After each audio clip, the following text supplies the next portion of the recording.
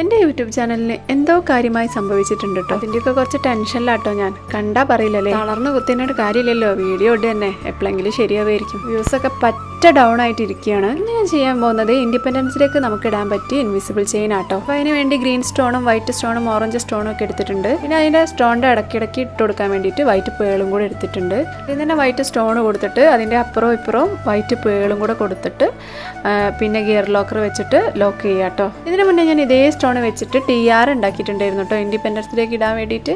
അപ്പം അത് ഞാൻ മുന്നേ ഒരു ഷോർട്സിൽ അപ്ലോഡ് ചെയ്തിട്ടുണ്ട്. അത് കാണാത്തവരുണ്ടെങ്കിൽ ഒന്ന് പോയി കാണണേ. പിന്നെ ഞാൻ ഓറഞ്ച് സ്റ്റോൺ ആട്ടോ ഇട്ട് കൊടുത്തത്. പിന്നെ വൈറ്റ് സ്റ്റോണിൻ്റെ അപ്പുറം ഇട്ട പോലെ തന്നെ വൈറ്റ് പേളും കൂടെ ആഡ് ചെയ്തിട്ട് ലോക്ക് വെച്ചിട്ട് ലോക്ക് ചെയ്യുന്നുണ്ട് കേട്ടോ. സംഭവം ജസ്റ്റ് ഒരു ട്രൈ ആണ് കേട്ടോ. എങ്ങനെ എന്താണെന്നൊന്നും അറിയാൻ പറ്റില്ല. ഇതൊക്കെ ചെയ്ത് കഴിഞ്ഞാൽ എങ്ങനെ ഉണ്ട് എന്നുള്ളത് അറിയാൻ പറ്റുള്ളൂ. പിന്നെ ഈ വീഡിയോ കാണുന്നവരൊന്നും യൂട്യൂബിൽ ഇട്ട വീഡിയോ ഒന്നും ഡിലീറ്റ് ചെയ്യാൻ നിൽക്കണ്ട. എനിക്ക് അങ്ങനെയാണ് അബദ്ധം പറ്റിയത്.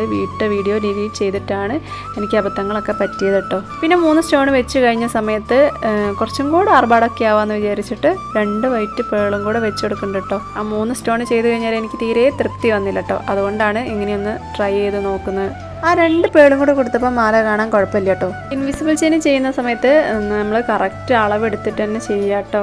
ഒരുപാട് ഇറക്കം വന്നാൽ അതൊരു ഭംഗി ഉണ്ടാവില്ല. അപ്പോൾ ഈ ഒരു ഇൻവിസിബിൾ ചെയിൻ നിങ്ങൾക്ക് ഇഷ്ടമായിട്ടുണ്ടെങ്കിൽ ലൈക്ക് ചെയ്യാനും ഷെയർ ചെയ്യാനും കമൻറ്റ് ചെയ്യാനും സബ്സ്ക്രൈബ് ചെയ്യാനും മറന്നു പോകരുതേ.